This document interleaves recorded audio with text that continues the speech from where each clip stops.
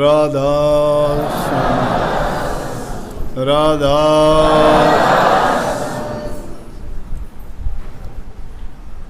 आज 15 अगस्त हमारे देश को स्वतंत्रता मिली थी। शायद बहुत से हम में से आज़ादी के बाद के पैदा हुए हैं। उस टाइम स्वतंत्रता का मायने हम नहीं जानते थे। विदेशी लोग हम पर शासन करते थे। 200 सालों तक हमारा देश ऐसा गुलाम रहा। किसी भी प्रकार की आज़ादी नहीं थी। हमारा देश, हम देश के नागरिक और हमसे ही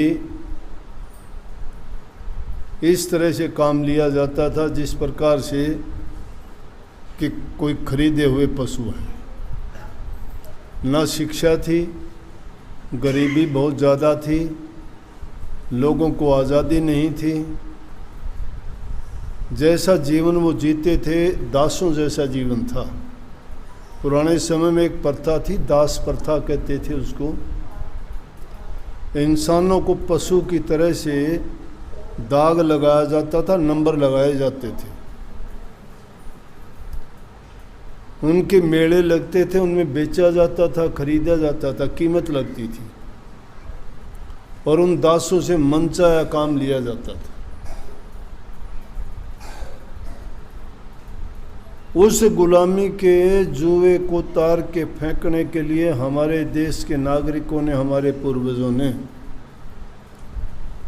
1857 में वो चिंगारी सुलगाई थी और उन वीर बहादुरों ने इतने साहस के साथ इतनी कुर्बानियाँ दी कि उनकी गिनती करना भी मुश्किल है। अपनी जान की परवाह किए बिना उन्होंने हमें ये आज़ादी का जो अवसर दिया, ये अपनी जान की कुर्बानी देने के बाद हमारे हाथ आया। और आज वही आज़ादी का दिन, हमें उसका सुख भोगते हुए 75 वर्ष पूरे हो गए। इससे पहले हमारे देश में अपने देश की बनी चीज़ें नहीं होती थी। सारा सामान हमारे देश के पास था। सोना, चांदी, हीरे, जवाहरात। कारीगर इतने अच्छे अच्छे थे, बहुत अच्छे अच्छे काम कर सकते थे, लेकिन इंसान की बनाई चीज़ का मशीन के साथ मुकाबला करना बड़ा कठिन था। अंग्रेज़ लोग यहाँ से सामान ले जाते, अपने देश में सामान बनाया करते थे, यहाँ ला के बेचते। कच्चा माल हमारे से ले जाते, यहाँ के अनाप शनाप कीमत पे बेचते थे। देश को, जिसको सोने की चिड़िया कहते थे, गरीब बना के छोड़ दिया। लोग मजबूर हो गए उनके घरों में काम करने के लिए, उनकी हुक्म बजाने के लिए, उनकी आज्ञा में रहने के लिए। कहीं भी उनको सेना में भर्ती करके मरवा देते थे, कहीं भी उनको किसी भी काम में फंसा देते थे, रहना पड़ता था। हमारे ही लोग हमारे साथ बुरा बर्ताव करते थे, जिससे जीना भी इंसान का दूभर था। उन वीरों को, उन बहादुरों को, उन साहसी महापुरुषों को हमें याद करना चाहिए जिन्होंने जड़ें काटी। ऐसे ऐसे उदाहरण देखने को मिलते हैं। महात्मा गांधी जी जैसे नेताओं ने, जिनके तन पे खुद कपड़ा नहीं पहना उन्होंने, कि जब देश के लोग इस तरह से दुखी हैं तो धिक्कार है मुझे तन पर कपड़ा पहनना। और ऐसी ऐसी हालात जेलों में उन्होंने दिन गुजारे, भूखे प्यासे रहे, उनको इतनी यातनाएं दी गई कि इंसान बर्दाश्त नहीं कर सकता। गंदगी का टोकरा सिर के ऊपर रख के उसमें पानी डाल देते थे, जिससे वो गंद उनमें से निकल निकल के चेहरे पे और शरीर पे गिरता था। जिंदा इंसान बर्दाश्त नहीं कर सकता। आज थोड़ी मिट्टी लग जाती है, हाथ धोते हो, साबुन लगाते हो कितनी बार, और जब कहीं जाके आपको तसल्ली आती है कि हाँ मैं ठीक हूँ। तो इस आज़ादी का आज हम जो आनंद लेते हैं, ये उनका शुक्रगुजार होना चाहिए कि उन्होंने हमें आज़ादी कैसे लेके दी। आज शिक्षा है, गरीबी नहीं है देश में, कहीं भी रहने बसने जाने की, अपनी संपत्ति रखने की, किसी भी प्रकार से कोई किसी प्रकार से भी अपना जीवन जी सकता है, कोई किसी की तरफ से रुकावट नहीं, बाधा नहीं। देश के किसी हिस्से में जाके रहो, कहीं भी घूमो फिरो, सब आज़ादी है, ये आज़ादी है। उससे पहले अपनी मन से, मर्जी से, अपनी इच्छा के अनुसार हम कोई भी काम नहीं कर सकते थे। तो आज खुशी की बात है कि हमारा देश 75वां आज़ादी का दिवस मना रहा है। इसको अमृत महोत्सव के नाम से कहते हैं। और दूसरे शब्दों में अगर कहा जाए तो पहले भी मैंने कल परसों बताया था कि दर्जे बना रखे हैं कि 25 वर्ष तक सिल्वर जुबली कहते हैं, 50 वर्ष तक गोल्डन जुबली कहते हैं, 75वें वर्ष को डायमंड जुबली कहते हैं, 75 के बाद तो फिर पता नहीं क्या कौन सी कहते होंगे। लेकिन ये दर्जे जो बने हुए हैं उनमें से ये तीनों दर्जों में ऊंचे वाला दर्जा 75 साल पूरे होने के बाद ये हम उसको अमृत महोत्सव कहते हैं, कोई इसको डायमंड जुबली कहता है। या तो ऐसा जश्न जब मनाया गया था कि श्री रामचंद्र जी 14 वर्ष का वनवास काट के अयोध्या में पधारे थे, लोगों ने खुशी से दीप जलाए थे, घरों को संवारा था, सफाई की थी और एक दूसरे को मिठाई बांट के बधाई दी थी। बड़े खुश हुए थे कि श्री रामचंद्र जी घर आए हैं। तो ये अवसर भी वैसा ही है। वो तो 14 ही साल का वनवास था, हमें तो 200 साल के वनवास के बाद ये आज़ादी प्राप्त हुई थी। तो इसको भी हमें उसी प्रकार से बड़े हर्ष उल्लास से, खुशी से और बड़े जोश के साथ मनाना चाहिए। गर्व होना चाहिए हमें देश पर, अपने झंडे पे और अपने महान वीरों पे जिन्होंने हमें आज़ादी लेके दी। हम हमेशा उनके ऋणी रहेंगे कि उन्होंने हमें आज़ादी का स्वाद चखाया। हमें क्या पता था, हम गुलाम देश के रहने वाले थे। हम बड़े भागी हैं कि हमारे लिए उन्होंने अपनी कुर्बानी दे दी, लेकिन हमारे लिए अच्छा करके गए। इतना अच्छा करके गए कि आज सबको खुली छूट है।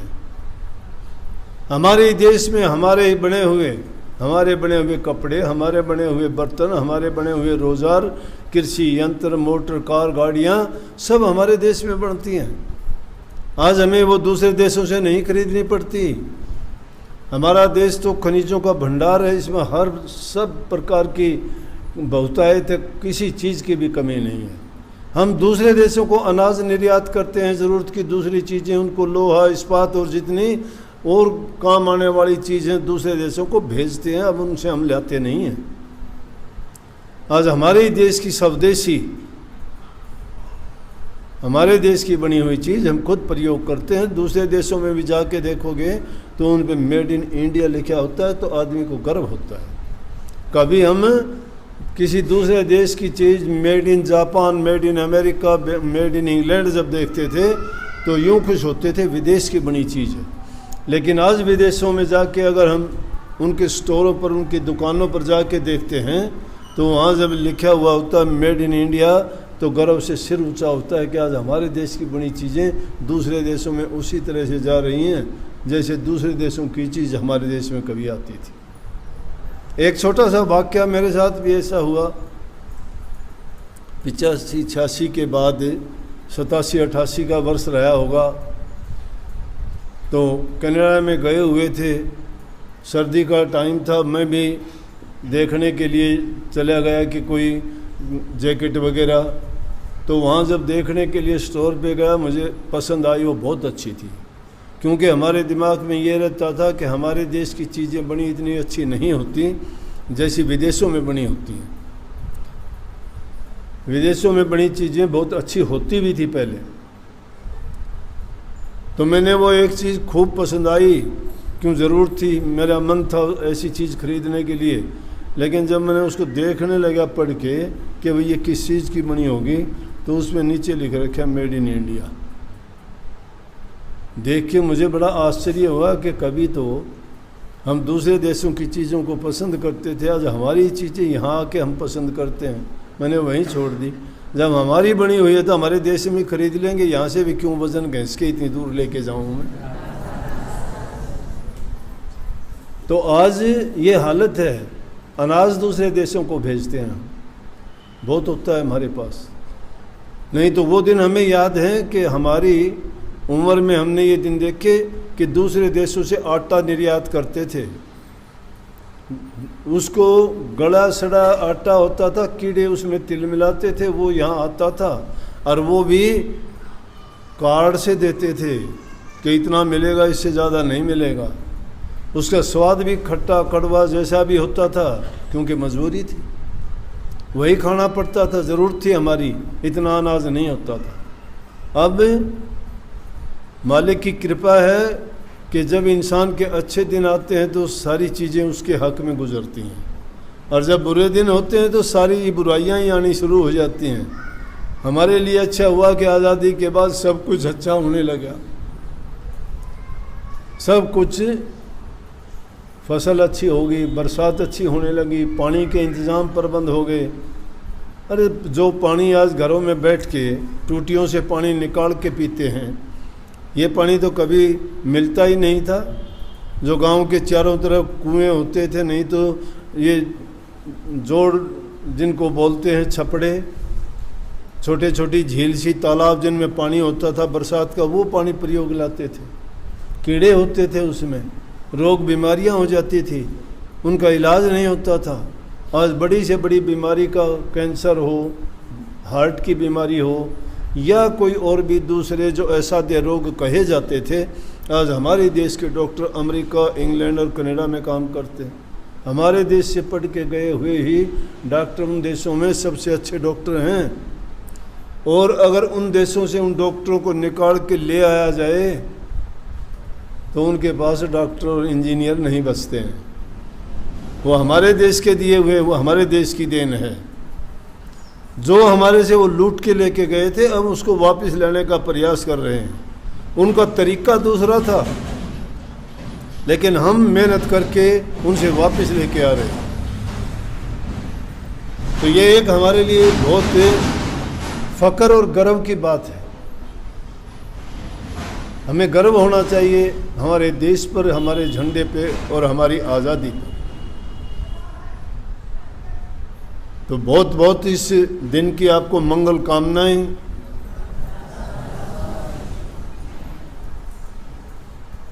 और हमेशा ऐसे अवसरों पर उन महान शहीदों को याद किया करो, उनकी कुर्बानी को याद किया करो।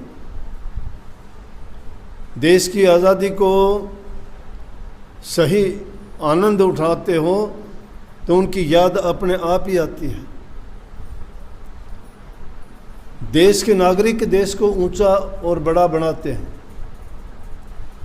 और नागरिकों का कर्तव्य बनता है कि अपने कर्तव्यों का पालन करें, नियम और कानून के मुताबिक चलें, बुराइयों को छोड़ के सच्चाई के मार्ग को अपनाएं। हमारा देश धर्म के क्षेत्र में भी सबसे उच्च देश रहा है। दूसरे देशों के लोग पुराने ज़माने में भी यहाँ यात्रा करने के लिए आते थे, ये देखने के लिए आते थे कि महात्मा बुद्ध, गौतम जैसे, दादू पलटू कबीर जैसे संत जिसमें हुए हैं, जिन्होंने दुनिया को संदेश दिया कि परमात्मा के दर्शन करना चाहते हो तो इंसानी चोले में मिल जाते हैं। वो लोग नहीं जानते थे ऐसा। तो इस खोज के लिए भी हमारे देश में आते थे। दुनिया को सारा ज्ञान देने वाला हमारा ही देश है, लेकिन हम उसका महत्व नहीं समझते।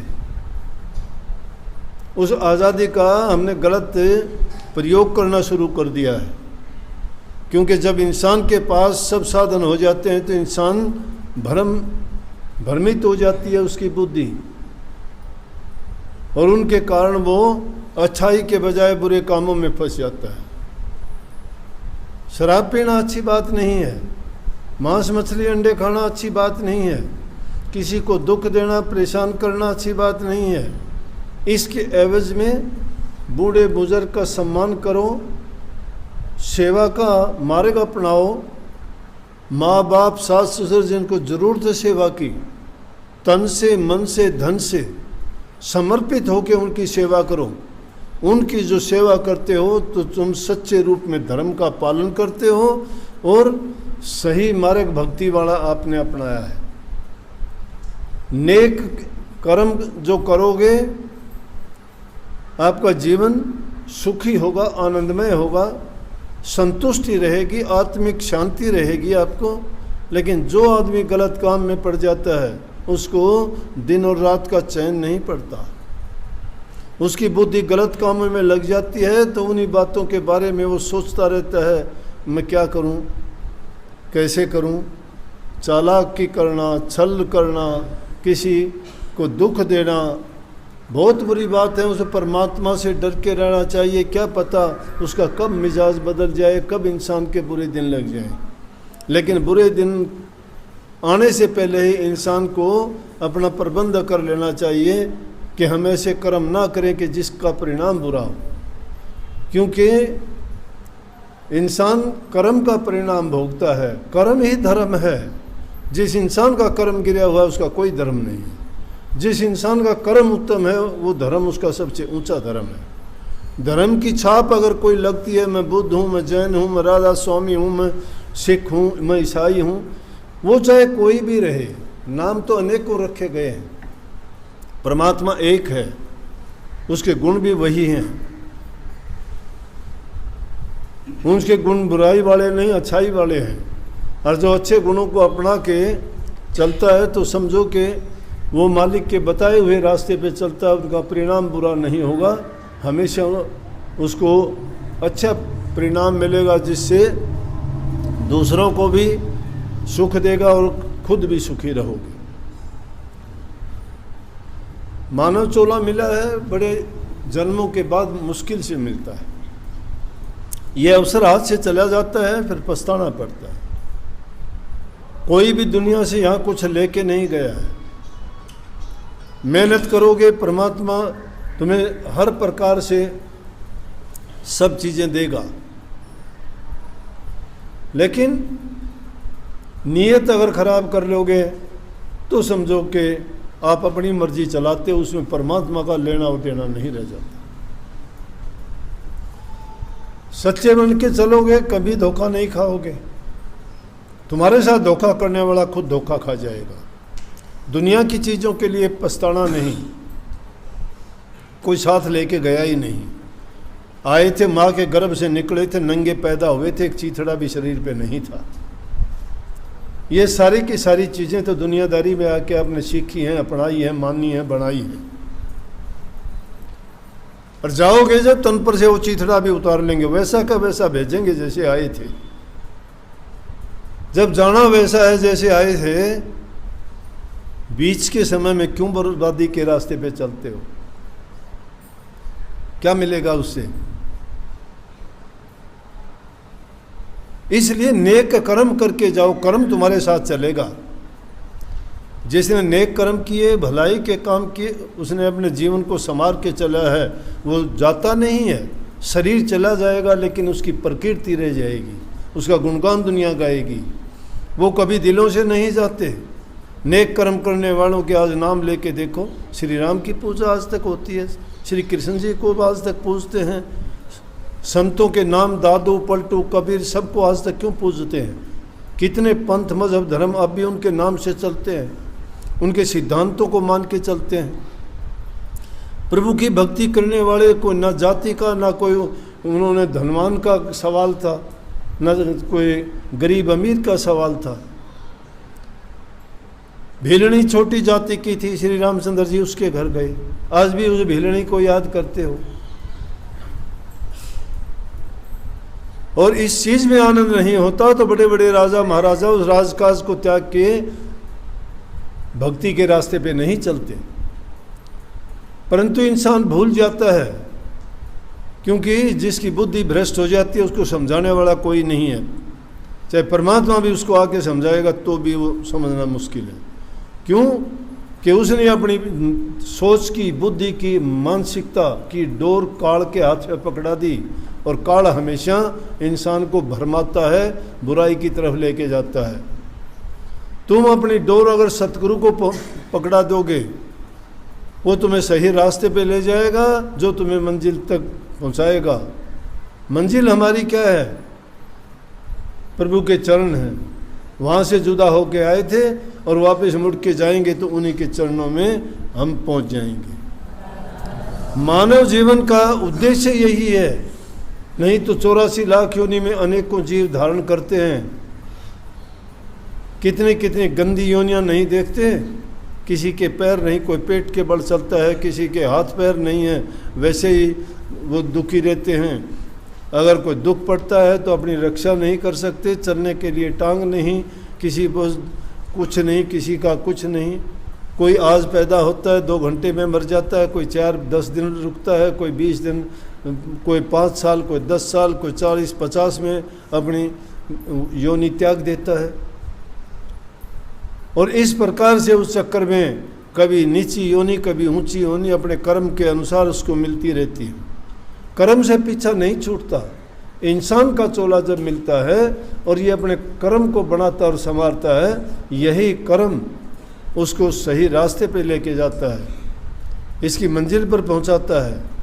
नेकी करनी चाहिए, दिल से पवित्र होगे तब नेकी कर सकते हो। अच्छे गुणों को अपनाओगे तब आप अच्छा कर सकते हो। अच्छा करना का परिणाम हमेशा अच्छा रहेगा, बुरा करने का बुरा रहेगा। इसलिए हमें संकल्प लेना चाहिए। ये ना देखा करो कि ये बुरा करने वाले को ना देखिए, अच्छा करने वाले को देखा करो। बुरे आदमियों की संगति ना किया करो। जैसे कि संगति करोगे वैसा रंग चढ़ जाएगा। अग्नि के पास बैठने से ताप लगती है, जल के पास बैठने से शुद्धि और आपको ठंड लगती है। अगर शमशान घाट से गुजरते हो तो भूत प्रेत याद आते हैं।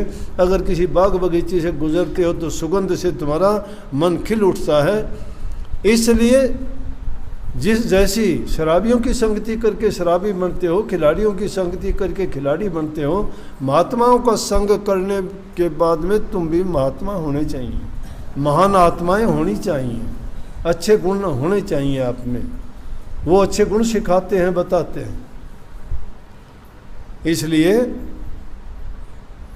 मानव चोला मिला है, इसका मतलब ये नहीं है कि खाओ पियो ऐश करो घूमो फिरो जो मर्जी आई कर लिया। ठीक है, आज़ादी है करने की, आज़ादी परमात्मा ने भी दी है। परमात्मा ने सबको आज़ादी दी है। ये तो इंसानों ने अपने काम से किसी को गुलाम बना लिया, किसी को गरीब बना दिया, किसी को नीचा बना दिया, किसी को ऊंचा बना दिया। परमात्मा के दरबार में सब बराबर हैं, सब रूह हैं, सब आत्माएं हैं। वहाँ कोई ऊंचा नीचा नहीं है। लेकिन आज़ादी सबको दी है उन्होंने, किसी को मना नहीं करता। कोई कुछ भी करे उसकी दुनिया में आके, लेकिन जब वो करता है तो उसका परिणाम करते वक्त रोकता नहीं है, परिणाम भोगते वक्त उसको दोष दे देते हो आप लोग कि परमात्मा ने गलत किया। ऐसा नहीं, परमात्मा ने क्यों किया भाई? तुमने कर्म किया होगा, उसका परिणाम है ये। परमात्मा तो ना किसी को दुख देता है ना सुख देता है, वो तो देखता रहता है। जो जैसा कर्म करता है भुगतवा देता है, भोग अपना कर्म तूने किया है ये। वो नहीं कहता किसी को भी। अगर वो ऐसा ही कहता तो फिर ये ठग लुटेरे डाकू चोर क्यों होने देता दुनिया? नहीं, कहता है करो, मर्जी है तुम्हारी, आज़ाद हो। तो आज़ादी हमें भी मिली है, उस आज़ादी का नाजायज फ़ायदा हम भी उठाते हैं। कोई जुआ खेलता है, कोई शराब पीता है, कोई मांस मछली खाता है। पूजा पाठ एक तरफ गया, छोटे बड़े की इज्जत कदर एक तरफ गई। अरे ऐसी मन की क्या चाहत होगी कि तुम अपनी इच्छाओं की पूर्ति के लिए बड़े से बड़ा पाप और जुल्म करना शुरू कर दिया। ऐसी हिंसा करते हो, आदमी को मारना शुरू कर दिया। जबान से, तन से, मन से सबको दुख और कष्ट देना शुरू कर दिया। क्या लेके जाओगे दुनिया से? अगर यही सोचते हो कि क्या होगा, आखिरी नतीजा ये है कि मर जाएंगे, हम मरो तो के, यहाँ कोई नहीं रहता, सब मरेंगे। लेकिन उसका मरना कोई तुम उद्देश्य लेके नहीं आए थे, तुम्हारा एम ये नहीं था। वो तो परमात्मा ने निश्चित करके भेजा, पैदा हुआ मरेगा, जो बना है बिगड़ेगा, जो बनता नहीं वो बिगड़ता नहीं, जो पैदा नहीं होता वो मरता नहीं। लेकिन संतों के पास वो नियम है कि वो जीते जी मरना सिखा देते हैं, और वो मरना हमेशा के लिए जिंदा रखना सिखा देता है। मरने को जिंदा रखना सिखा दे वो संत मत की शिक्षा है। ऐसा तभी कर सकते हैं जब नेक कर्म करो, बदी के कर्म करने से ऐसा कभी नहीं होता।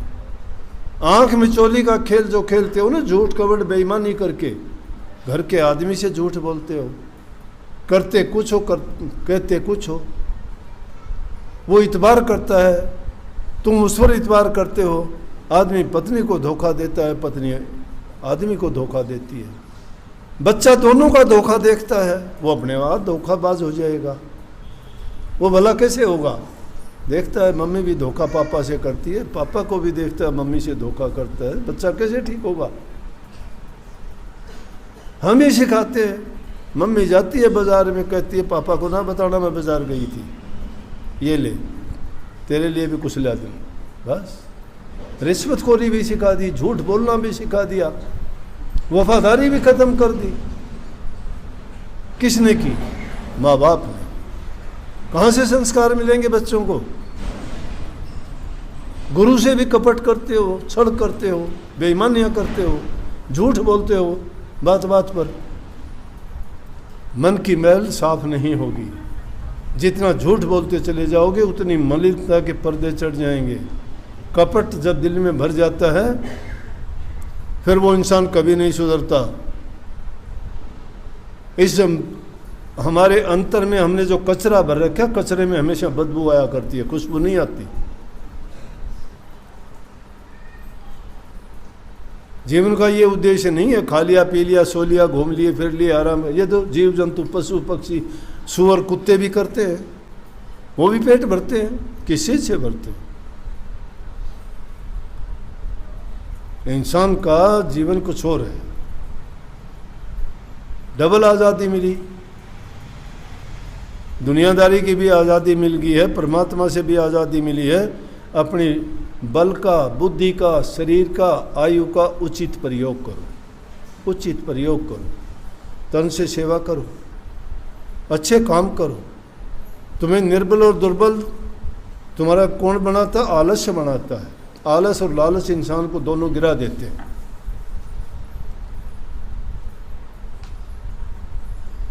पांव की मोच और ओछी सोच आदमी को आगे नहीं बढ़ने देती। पांव में मोच आ जा कैसे चलेगा? टांग कराओ। और सोच जिसकी छोटी हो जाएगी वो भी नहीं बढ़ेगा। हौसले बुलंद होने चाहिए, वही आदमी आगे बढ़ता है। करना सीखो, जिंदा दिली होनी चाहिए। नेगेटिव सोच को कभी अपने स्थान ना दो अपने दिल में। अपने आप को ऐसे बनाओ कि दुनिया में आए हो तो कुछ नेक अच्छा काम करके जाओ। किसी का दिल दुखाने के बजाय किसी को खुशी दे के जाओ कि जिंदगी भर तुम्हारा एहसान और गुण जहाँ कहीं मिलोगे कि ले भाई उसका मैं एहसान नहीं भूल सकता, उस इंसान ने ऐसा, इससे बड़ा इनाम तुम्हारे लिए कोई नहीं हो सकता। और अगर किसी को दुख और कष्ट दिया है और वो आदमी तुम्हें कोसता है तो उससे बड़ी कोई सजा नहीं है। नेक इंसान को देखने से इंसान का दिल खिल उठता है दूसरे का, और गंदे कर्म करने वाले की शक्ल देखते ही इंसान को नफरत आती है।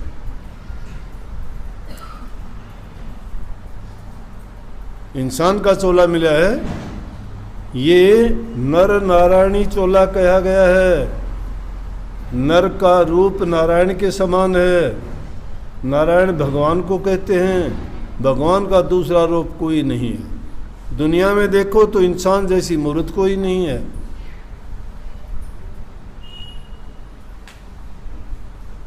शीशे में देख के अपने आप को पहचान लिया करो। शीशे में रोजाना देखते हो ना, जब देख के अपने अंदर झांका करो कि अब मैं वही हूं मैं जो कर्म करता हूं। कैसे कर्म करता है तू? सामने खड़ा करके पूछ लिया करो, क्या तुझे जीवन ऐसे ही मिला था? यही करेगा। नफरत होगी आपको अगर आपके बुरे कर्म हैं तो। अगर अच्छे करते हो तुम्हें गर्व होगा।